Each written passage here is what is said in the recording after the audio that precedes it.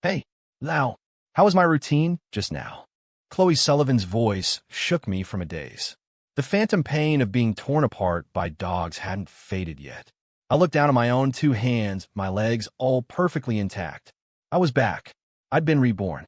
Chloe seemed to be talking to me, but her eyes kept flicking to a group of guys leaning against the doorway of the dance studio, trying to look tough. Her gaze was soft, tangled with a teenage girl's shyness. The leader of the group, Jason Vance, flicked his cigarette onto the pavement, straightened up, and gave Chloe a little wave through the studio window. Chloe's face lit up, and she started for the door. She stopped, as if just remembering I was there. "Now, aren't you going to try and stop me this time?" she asked, surprised. In my last life, desperate to keep her from throwing her future away, I had stood in her way. I'd beg her not to go with him. In a rage, she'd shoved me aside. My hand slammed against the door jamb, a clean fracture that ended my career as a concert pianist before it ever began. This time, her choices were her own. The consequences, too. I shook my head. "You've been rehearsing for hours. Go blow off some steam with Jason. Live a little." It was a line she always used on me, that her best years were wasting away in a dance studio, that she never got to be wild and free like other kids. She said being with Jason was the only time she felt alive. Chloe stared at me, a flicker of shock in her eyes. "Wow, didn't think I'd ever hear you say something like that. Okay, I'm going. Cover for me with my mom, will you? Just make something up." With that, she kicked off her ballet slippers and followed Jason out of the studio. After she left, I sat down at the grand piano. I tentatively played a few chords, and a wave of pure ecstasy washed over me. The feeling of the keys under my fingers again was intoxicating. In my last life, after Chloe broke my hand, I never touched a piano again. When I tried, she would mock me, telling me a cripple had no business playing. So I gave up. I went the normal route, got a marketing degree from a decent state school, and then, at her request, became her manager. The work was relentless. I was so consumed by her career that I never once sat at a piano bench until the day I died. Now, I had another chance, and I would not waste it. I hadn't even finished a single piece when the studio door opened again. It was Chloe's mom, Sarah Sullivan. Seeing me alone in the studio, Mrs. Sullivan looked confused. "Leo, where's Chloe? I thought she was with you." I told her the truth. She went out with some friends. A flash of anger crossed her face. "That girl," she muttered. "Instead of practicing, she's running around with that wrong crowd. I swear, she's trying to kill me." She stormed out, but paused at the door and looked back. "Leo, please, next time, keep an eye on her for me. You know she's all I have." After my parents died, Mrs. Sullivan had taken me in, practically raising me alongside Chloe. That's why I cared so much in my last life, why I'd felt responsible for her. But not again. This time, I refused to be responsible for anyone's future but my own. When I got home that evening, I wasn't surprised to hear shouting from the apartment across the hall. Chloe's voice was raw. "All you ever do is push me. Practice, practice, practice. You never ask if I'm tired, if I'm in pain. Only Jason cares about that. He asks me how I feel. You just want a trophy to show off to your friends. You don't love me." Crack. The sound of the slap was sharp and loud. Standing outside their door, I could picture Mrs. Sullivan, trembling with rage, and Chloe, clutching her cheek, glaring with pure hatred. Mrs. Sullivan's voice was choked with tears. "You think about that, Chloe. Who's paid for your food, your clothes, all these years? Where would you be without me? I'd rather be dead than live like this." Chloe screamed. She threw her door open and saw me standing there. Her expression was a storm of conflicting emotions, her eyes red-rimmed. "Get out of my way," she yelled. "Don't just stand there staring. You're just like her. You only care if I win some stupid award, not whether I live or die." She shoved past me and disappeared into the night. I went inside and helped Mrs. Sullivan up from the floor where she'd collapsed. Her face was pale. She gripped my hand. "Leo, is it my fault? Am I wrong? I just want her to have a future, to be able to support herself. Is that so wrong? Why does she think I'm so horrible? Oh, God." I patted her shoulder. "Chloe's an adult now, Mrs. Sullivan. She has her own opinions. She has to be responsible for her own future, not us. Don't blame yourself. What kind of life she lived and how she lived it, that was Chloe Sullivan's choice." Mrs. Sullivan looked up at me, surprised. Leo, what are you saying? I thought you cared about her future as much as I do. It was true. In my past life, I cared more than anyone. It wasn't just about repaying Mrs. Sullivan for her kindness after I lost my parents. It was also because Chloe and I had made a pact. She would be the dancer, and I would be the pianist. Together, we would stand on the world's greatest stage, Lincoln Center. Except in the end, I was alone in the shadows, and she was alone in the spotlight. I had dragged her from obscurity to stardom.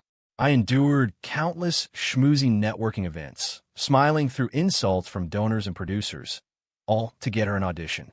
All Chloe had to do was show up and dance. The night she performed the greatest solo of her career, the New York City Ballet, I was cornered in an alley, my arms and legs broken by thugs. Then, based on her vague, unfounded accusation, I was left to die. All that debt, all that hope, ended as I bled out on the pavement. I looked at Mrs. Sullivan's expectant face, gently removed her hand from my arm, and said, "Mrs. Sullivan, I've just realized that everyone has to pay the price for their own choices.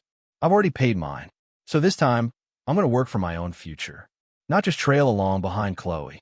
With that, I turned and went back to my own apartment. I opened my phone and saw that Chloe had just posted a new Instagram story. "You're the only one who cares about me." The picture was of Jason, gently rubbing ointment on her bruised foot. I guess she'd forgotten who worked 3 jobs to pay for her dance lessons, who massaged her strained ligaments and talked her back from the edge of depression. I shook my head and shut my phone. Whatever. Free with a new life, I decided to pursue music again. My goal, Juilliard. Years of not playing had left me rusty. The muscle memory was there, but it wasn't nearly enough for the top conservatory in the country. My days became a grueling, yet fulfilling blur of academic classes and hours in the practice room. One afternoon, as I was working through a piece, the door to the practice room slammed open. Chloe stormed in, her face a mask of fury. She pointed a trembling finger at me. "Are you a little spy? Do you tell her everywhere I go?" I was so blindsided, I couldn't even form a sentence to defend myself. From her barrage of accusations, I pieced together what happened. Mrs. Sullivan had somehow found out that Chloe was staying at Jason's place and had gotten his address. She'd shown up at his house and laid into him, screaming that he was a degenerate who was ruining her daughter's future. The words she used were ugly. Humiliated, Jason had broken up with Chloe, and Chloe decided it was my fault. "You're going to go to Jason and tell him the truth," she commanded. "You're going to tell him you were the one who snitched. And you're going to apologize for all the horrible things my mom said to him. If he tells you to get on your knees, you will do it." She spoke with the same casual cruelty as always, as if my dignity meant nothing. I actually laughed. It was a cold, bitter sound. And why would I do that? Who do you think you are? You think I care enough to track your every move? Who else could it be? You love hovering over me, just like my mother. Chloe, I'll say it one more time. It wasn't me. And frankly, I have my own life to worry about. I don't have time for your drama. If you want to apologize, do it yourself. She was stunned. The old me would have just taken it, absorb her anger just to keep the peace. "Chloe, stop it." Mrs. Sullivan was standing in the doorway. "I found his address myself," she said, her voice soft. "It has nothing to do with Leo." It seemed Chloe's extended absence had broken her. The fire was gone, replaced by a weary resignation. Chloe shot me one last hateful look before turning to her mother. "What are you doing here? I don't want to see you." Tears streamed down Mrs. Sullivan's face as she reached for Chloe's hand. "Chloe, please. Just compete in this next competition. After that, I won't interfere with you and Jason anymore, I promise. I won't even make you practice. I just want you to be happy, okay? A mother's love." In the end, Mrs. Sullivan was the first to surrender. Chloe eyed her suspiciously. "For real?" she asked. After a moment, she said, "Fine, I'll do the competition. But first, you're going to go apologize to Jason. On your knees." Mrs. Sullivan stared, her lips trembling. And then she agreed. And so, the next day, in front of half the school, Sarah Sullivan knelt before Jason Vance and begged for his forgiveness. Chloe just smirked, wrapped safely in Jason's arms. This was the wild, rebellious youth she craved. For after that, Chloe actually started practicing seriously again. But the person sitting in the studio with her wasn't me anymore. It was Jason. Ballet is tedious. To someone with no appreciation for the art, It's excruciatingly boring. Jason lasted 2 sessions before he stopped showing up, no matter how much Chloe pleaded. One day, Chloe cut her practice short to go watch Jason play basketball, only to find him with his arm around another girl, whispering in her ear, the two of them flirting without a care in the world. Chloe snapped. She rushed over and slapped the girl twice hard. Jason shoved her to the ground. "What the hell is wrong with you, Chloe?" he yelled. "You're at the studio 24/7. I get bored, okay? I found someone to hang out with. What's the big deal? If you can't handle it, then get lost." By the time Mrs. Sullivan and I found out, Chloe was on the roof of Jason's apartment building. We raced over. Chloe was teetering on the edge of the roof. Jason stood a safe distance away, smoking impatiently. The sight broke Mrs. Sullivan. She collapsed to her knees, sobbing. "Chloe, please come down. Don't scare me like this. Whatever you want, I'll give it to you. Please, just come down." Chloe ignored her mother's cries. Her eyes were fixed on Jason. "Jason, if you don't come get me right now, I'll jump." "Stop being so dramatic, Chloe," Jason said, not even looking at her. "Jump. I'd actually be impressed." "Fine," she said, her voice dangerously calm. "Fine, Jason Vance. I'm going to make you remember me for the rest of your life." And with a final cry from her mother, Chloe leaped. Luckily, it was only a 3-story building. She landed in a heap, alive, but with a shattered leg. The ambulance arrived quickly. As the paramedics loaded her onto a stretcher, she passed by me and whispered, "Leo, don't follow me this time." My blood ran cold. She remembered. She remembered the last life, too. I stood frozen as Mrs. Sullivan scrambled to follow the ambulance. But Chloe refused to go, not without Jason.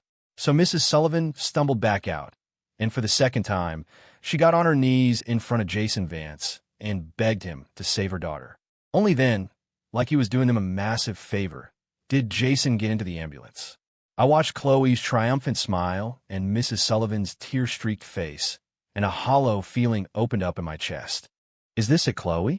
Is this the free-spirited life you wanted? A life built on the pain of the person who loves you most? 5 this time, I didn't have to take care of Chloe. Didn't have to sit with her through months of physical therapy. I had more time to focus on my music and my grades. One day, during a break from practicing, I went to the restroom and ran into Jason and his friends, smoking and joking around. Someone nudged him. "Hey, Vance, not going to the hospital to see your little swan today?"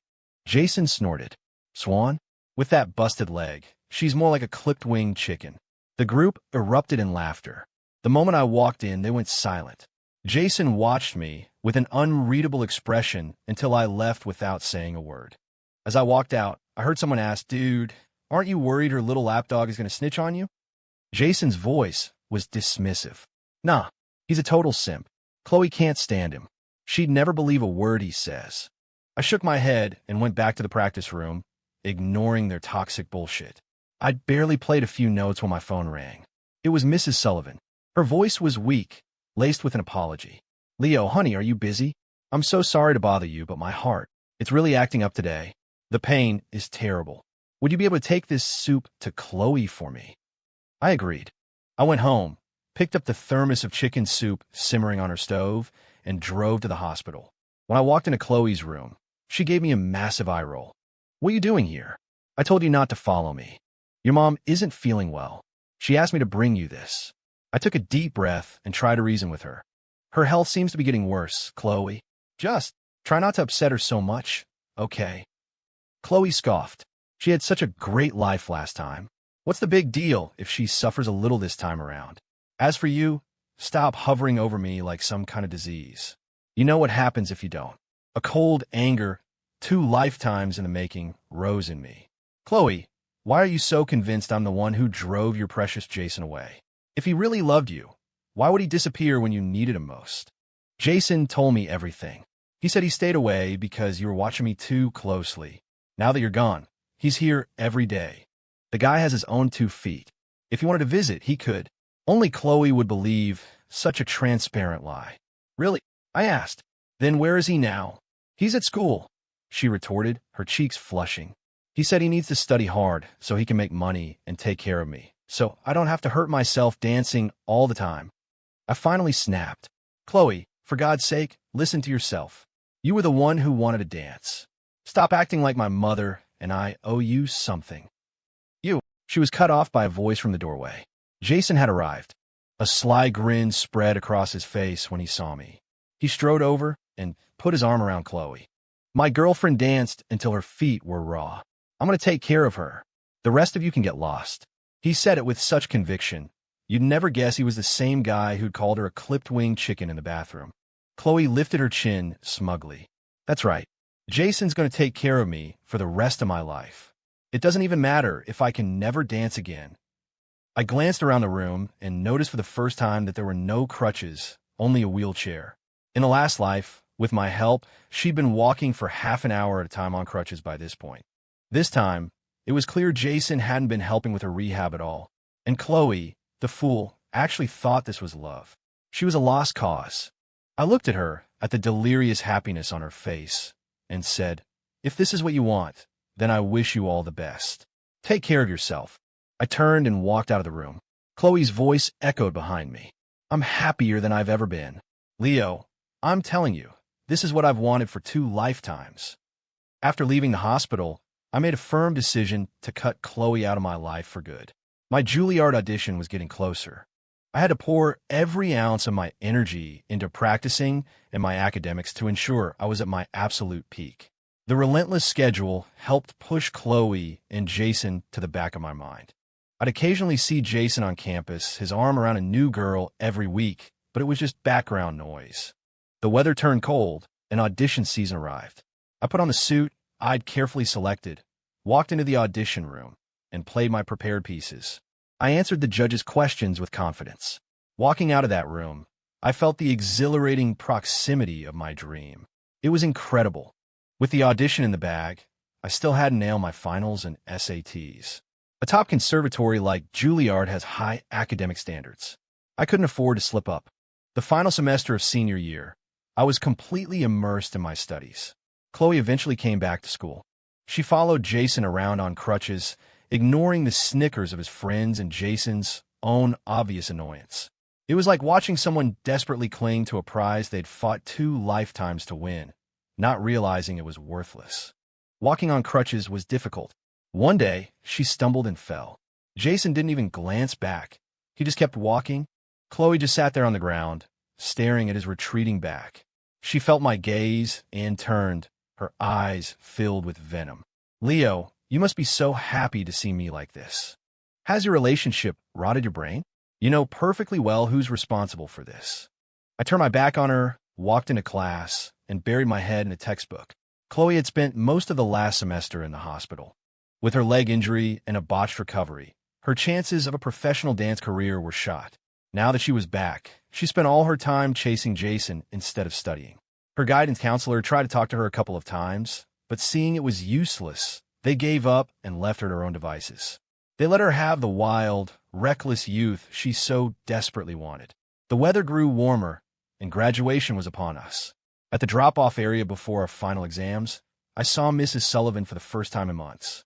She had lost a lot of weight and seemed to have aged a decade. The strong, confident woman from my past life was gone. She saw me and managed a small wave and a thumbs up for good luck. I nodded back and walked into the exam hall. The 3 days of finals flew by. After the last test, I walked out into the sunshine, stretched, and looked up at the cloudless sky. For the first time in a long time, I felt a profound sense of peace and relief. I'd failed to live my dream in one life, but I was finally making up for that loss in this one. As planned, I got a summer job at a pre-college arts program. With my top 10 state ranking in the conservatory auditions, the pay was good. I'd be able to save up at least a year's worth of tuition before the fall. One of my coworkers was a guy who'd also auditioned. During a break, he brought up Chloe.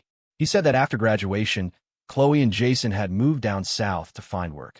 They figured since their grades were terrible, they might as well get a head start on making money. The news had apparently sent her mom to the hospital. My coworker shook his head. She was the best dancer in our school. Everyone thought she was a shoo-in for Juilliard's dance program. Why would she throw it all away for a punk like that? It was true. Before Jason, Chloe had been the star of our school. Professional instructors called her a natural, a little swan, with a limitless future. I knew that future better than anyone. In another life, A single performance had made her a sensation, showered with flowers and applause. To see her end up like this, I guess some things are just left to fate. Weren't you two always together? My coworker asked, noticing my silence. Didn't you try to talk some sense into her? I just smiled and shook my head. Everyone walks their own path. It's not our place to interfere. He nodded in agreement. We shared a look, then got back to work. Once I started at Juilliard, I completely lost touch with Chloe. I'd sometimes see her updates on my Instagram feed. Jason made me a bowl of tomato soup. So happy. This must be what home tastes like. The photo was a simple bowl of soup with some saltine crackers. He massaged my feet. I washed his boxers. I guess this is what hashtag couple goals are all about. The post had two pictures, one of Jason looking bored while rubbing her foot, and another of her washing his underwear by hand. For a while, Mrs. Sullivan would comment, begging her to come home to reapply to college. Then the comments stopped. A few months later, Chloe's post disappeared from my feed entirely. I'd hear tidbits from old high school classmates, mostly stories about her and Jason breaking up and getting back together. Her wild, free-spirited youth was dissolving into a messy, pathetic drama. I didn't care. I was immersed in the life I had always dreamed of. In my last life, I'd studied marketing, a subject I couldn't care less about. This time, I was at the world's most prestigious music school, living my dream. My piano professor was a stern but kind old man. Under his guidance, my technique and musicality grew stronger every day. I was becoming the musician I had always wanted to be. My professor was pleased with my progress and recommended me for a part-time position as a pianist at Lincoln Center. 2. My first gig was accompanying a ballet performance. As I played, I watched the dancers glide across the stage. This time, I wasn't in the audience looking on with envy. I was part of the dream. The performance ended. I took a bow alongside the dancers, soaking in the thunderous, unending applause. My work was so well received that the theater offered me a contract. I'd have a stable, fulfilling job waiting for me the moment I graduated. Everything in my life since starting college had been perfect. Then, just before graduation, I got a phone call I never expected. The call was from a hospital. "Hello, is this Mr. Leo Carter? This is New York Presbyterian Hospital. Do you know a Ms. Sarah Sullivan? She is in critical condition. We need you to come to the hospital immediately." I hung up, left my sheet music scattered on the piano, and ran. But I was too late. By the time I arrived, a white sheet was pulled over her body. She was lying silently on the hospital bed, gone. Years of stress and heartbreak had taken their toll. She developed breast cancer, and her despair had weakened her will to fight, allowing the disease to win. A nurse offered her condolences. I grabbed her arm. "Where's Chloe Sullivan?" The nurse looked startled. "Oh, we called her first, of course." But Miss Sullivan didn't answer her phone. "You were the next emergency contact." Rage boiled inside me. Her own mother was dying, and she couldn't even be bothered to answer the phone. She'd blocked her. I immediately dialed Chloe's number. It went straight to a cold, electronic voice message. Frantically, I dug through my old high school contacts and found Jason's number. I called him. It rang for a long time before he finally picked up. "Yeah." Jason's voice was the same lazy drawl. "It's Leo Carter," I said, fighting to keep my voice steady. "Is Chloe with you?" "It's an emergency." "Chloe, we broke up ages ago, man. You didn't know?" Said she was going back to New York to try and earn money for night school or something. That was a surprise. "Do you have her new number?" "Please, it's important." A minute later, he texted me a new number. I dialed it. She picked up on the second ring. "Hello." The voice on the other end was weary. "Chloe, it's Leo. Your mom. She passed away today at New York Presbyterian. You need to get here now." There were a few seconds of dead silence, and then the line went dead. A short while later, Chloe arrived. She was so much thinner. The clothes she wore were baggy and ill-fitting, her hair a mess, like she'd just thrown them on and run out the door. She collapsed on her mother's bedside, her cries tearing through the quiet room, soaking the white sheet with her tears. Even the nurses had to turn away. When she finally cried herself out, we arranged for the cremation. It was the last thing I could do for Mrs. Sullivan. While we waited, we went to a nearby coffee shop. For the first time in years, we sat across from each other in peace. "Long time no see," Chloe said, breaking the silence. "I heard you got a job as a pianist at Lincoln Center." I nodded. "I did. And you? How have you been?" A bitter smile touched her lips. She stared down at her hands. Jason and I broke up 2 years ago. I came back here, started working odd jobs, and studying for the GED, trying to get into a community college. But I just can't seem to pass the exams. She picked at the rim of her coffee cup, shamefaced. I was too embarrassed to call my mom. I didn't think. I never thought the next time I saw her would be. She dissolved into tears again. I slid a napkin across the table. You're trying now. You haven't given up. Your mom will be proud of that. Chloe looked up, her eyes pleading. I finally realized how stupid it all was. That whole wild and free thing. It was a joke, and for that, I pushed away everyone who ever cared about me. She hesitated. Now, do you hate me? Of course I hate you. I hate you for shoving me and costing me my hand, my chance at Juilliard. I hate you for only ever knowing how to take, for thinking you were entitled to the opportunities one bled for. I hate you for your careless words that got my legs broken and left me to die in an alley. With every sentence, the color drained from Chloe's face. She just kept whispering, I'm sorry. But, I said, I don't blame you anymore. She looked at me with a sliver of hope. In my last life, I paid the price for interfering in your destiny. This life, I got everything I ever wanted.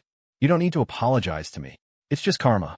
The person you should be apologizing to, I said, watching her eyes go vacant, is your mother. I leaned forward. Last life, you thought you earned that big break on your own. The truth is, your mom and I got it for you. I was young. I could handle the schmoozing and the late nights. Your mother drank so much buttering up a potential donor that she ended up in the hospital for a week. You thought she was pushing you for her own ego. The truth is, she threw her pride away for you more times than you can count. She was so proud of you, Chloe. This life was no different. For you, she knelt in front of that worthless piece of trash. Twice. The person you failed, I repeated, was your mother. Chloe's face was ashen. A lifetime of selfish, foolish decisions flashed before her eyes. Tears streamed down her face, and an endless torrent of I'm sorry was lost in her sobs. I believe her regret was real. It was just far too late. 10 after we said our final goodbyes to Mrs. Sullivan, I got an offer from the theater to join them on a European tour. I told Chloe I was leaving. I genuinely wished her the best, hoped she could find a way to move forward, to give her mother's spirit some peace. She nodded, then asked, this life, is it everything you wanted? I smiled, a real, unburdened smile. Yes, it's what I wanted for 2 lifetimes. I boarded a plane and flew to a new continent. The tour was a whirlwind. We performed across Europe, sharing our art with the world. After every show, the audience would erupt in thunderous applause. In my last life, I had watched from the wings, burning with envy. This life, I stood on stage and accepted it as my own. The tour lasted 3 months. As soon as I returned to New York, I dove headfirst into rehearsals for a new production. Life was busy and deeply satisfying. Time flew. A year passed, and I realized Chloe and I hadn't spoken since the funeral. One afternoon, I was wandering aimlessly through the city and found myself outside a small dance studio. Through the plate glass window, I saw a familiar figure. Chloe was teaching a class of small children the basics of ballet. She noticed me standing outside and came to the door. Now, how have you been? You're dancing again, I observed. She gave a sad smile and patted her leg. Not really. My leg can't handle the strain of professional work anymore. I can't even stand for too long. I begged one of my old teachers for a job, so now I'm a teaching assistant here. Just the fundamentals. I nodded. Your mom will be happy to see you doing this. Her head dropped. It's a shame she'll never see it, she said, her voice muffled. All those years, she pushed me. She just wanted me to have a skill, a way to support myself. I understood that way too late. She looked up at me. Now, do you think we could still be friends? Before I could answer, a young woman ran up and linked her arm through mine. Leo, there you are. Let's go. She noticed Chloe and asked, Who's this? I took the young woman's hand in mine. This is an old classmate, Chloe Sullivan. I paused, then continued. And this is my girlfriend, Ava. We're both at Lincoln Center. She's a ballet dancer.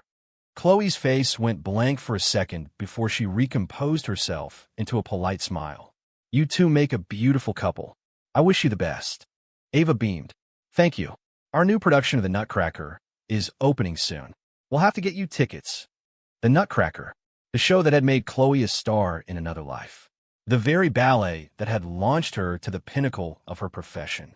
This life, she had missed it all. Ava pulled me away before Chloe could respond. We walked some distance down the street before I glanced back. Chloe was still standing in the doorway of the studio, just staring, lost in thought. It didn't matter anymore. I squeezed Ava's hand and kept walking. The sun streamed through the leaves of the trees, dappling the sidewalk in front of us. It looked just like my future, shining and bright.